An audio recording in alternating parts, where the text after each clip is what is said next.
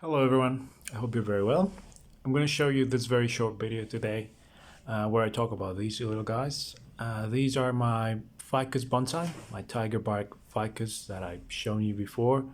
And this one in particular is the from scratch edition. Remember that I had this little guy over here, not so little anymore. And I was doing exactly the same thing that I'm doing right now. I was growing little cuttings on the side of the pot, or the colander in this case, and we took one of those and we started to grow it as a bonsai in its own colander, and this is the way it looks right now.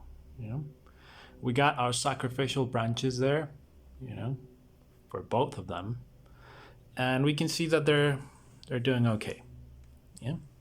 So like I said the last time, this is a Tigerbark variety of the Ficus Microcarpa. But it might not look as one because the water where I live is very, very hard. It's got a lot of calcium, there's a lot of chlorine solutions in it to make it, usable, not drinkable, but usable. And so that over time starts to blanch the trunks, and you can see that it looks, the typical brown color of the Ficus Microcarpa, the Tigerbark variety. But that's because I literally took a cotton ball and I put it in a bit of vinegar, diluted with water, and then I started scrubbing it around, and that's how it looks like that. And interesting story about this little guy. I tried selling it online a couple of weeks ago, and people online were saying, oh no, that's not a real Tigerbark, that's a microcarpa. I've got tons of them. You can't even see the the stripes of the little bark. And so I tried cleaning it, but still people wouldn't buy it because of that. But yeah, it is. It actually is a Ficus Microcarpa Tigerbark variety. And you can see that the new growth, the little branches there, it's very, very easy to recognize it. It's a dark brown color, the dark brown bark that we see there. It's supposed to be like that for the entire trunk, for the entire plant. But like I said, the water around here, it's terrible. So that's why it looks like that. And in the Ficus Microcarpa, the regular Ficus Microcarpa, it looks white, white. So we can see the difference between the two. Anyway, they wouldn't buy it, so I guess I keep it for myself. More for me, I guess. So it's doing okay. Yeah. So this is a video that I wanted to show, that I wanted to shoot to tell you a little bit about the sacrificial branch. We can see that it's still there, it's still growing, and that's great. But when the tree is in a later state of development, so for example, this one, that we got this little guy here, and this is very close to a bonsai pot already, Here we got the main branch. This was supposed to be the main branch, but we see that we changed that, and now we got another one here. I'm letting this one grow. So what I want for this little guy, it's not girth anymore. You see that we got the massive Navari there. And so what I want now is to induce, or to, induce lateral growth. I want the tree to start growing laterally, and in order to do that, we need to remove the sacrificial branch. We won't have a sacrificial branch anymore, and what that's going to do is that all of the little shoots that we got down here, especially this one's near the top, will become more active. They'll be vigorized, and that's exactly what we want. And so if we wanted for these little guys at the bottom to be vigorized even further, maybe what we can do is, come around here and start doing some pruning. And that's exactly what I'm going to do for next season. I intend to do a little bit of pruning and defoliating maybe a little bit of the top, so the lower section of the plant can be vigorized. So what I'm going to do in this video for this little guy is remove that sacrificial branch. Okay, so I'm going to place the camera down and I'll show you what I do. Yeah. Okay, so let's go ahead and do that. And so it's as simple as selecting where you want to cut, coming in with your pruners, and you just chop away. Some people like to leave a little section there just so that you can make sure that, there we go, just so that you can make sure that the sap doesn't completely backs down from that cut side. And so we now see that we have a bonsai or pre-bonsai that's looking very much like a bonsai now, right? So we can see the silhouette of the plant. Yeah, we're gonna biggerize this little guy, and then we'll start worrying about potting it in a bonsai pot. Yeah, so the cut side looks like this now. Let me see. Oh, there we go.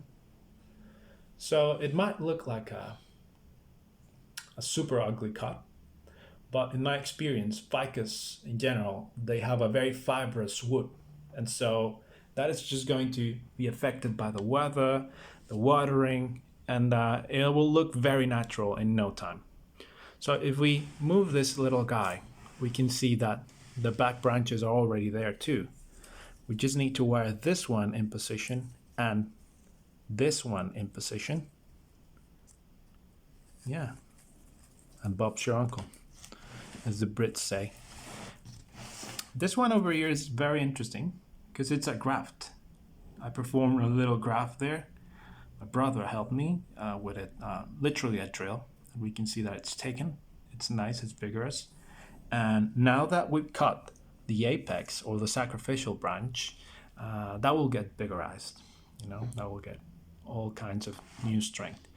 Now that I looked at it, I kind of get the feeling that we could even go further down with the height of the tree. Maybe we could cut here, or it would look even better. Wire this one, this little branch. We got another branch here. You see how this little branch that I'm touching with my finger can come here and cover that plane that looks kind of empty. Yeah, so a little bit of wiring. It's also in the near future for this little guy. Anyway, so we've cut the sacrificial branch, and another thing that I'm going to do is I'm going to show you the first steps of these types of projects. Now we can start with cuttings. This will root like anything, very, very easily, especially now that it's active. You can see the wood here. Let me see if I can focus. There we go. You can see it's nice and green. We can take several cuttings from this little, or not so little branch. And we're also going to talk about this little guy right here. Oh, sorry. One second. So we've also got this little guy right here. And what we're going to do is start to work on the roots.